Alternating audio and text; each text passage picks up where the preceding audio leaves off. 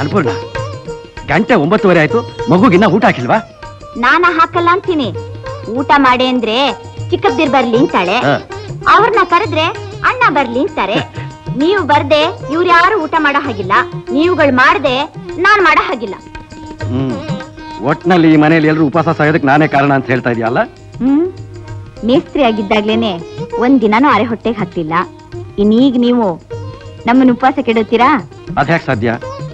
ನಾನು ಕೈ ಹಿಡಿದು ಅನ್ಪೂರ್ಣೇನ ಏಕಾದಶಿ ದಿವಸ ಕೂಡ ಉಪವಾಸ ಇರೋದಕ್ಕೆ ಬಿಡೋದಿಲ್ಲ. ಲಕ್ಷ್ಮಿ, ನಿನ್ ಚಿಕ್ಕಪ್ಪನ ಕರೆಯಮ್ಮ.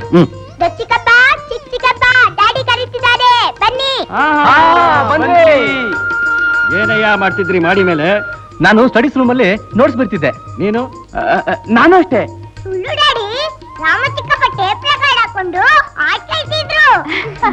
ಯಾವ ಹಾಡಯ್ಯ? ಪಂಡಿತ್ ರಾಮ್ಸೇನ್ ಜೋಶಿ ಹಾಡಿದ್ದು. ರಾಮ್ಸೇನ್ ಜೋಶಿನ? ಯಾರಯ್ಯ ಅದು?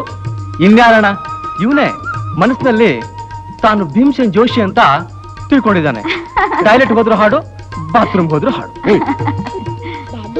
ಚಿಕ್ಕಪ್ಪ ಚೆನ್ನಾಗಿ ಹಾಡಿರ್ತಾರೆ. ಹೌದಾ? ನೀನ್ ನನ್ನ ಅಮ್ಮ ಅಲ್ವಾ?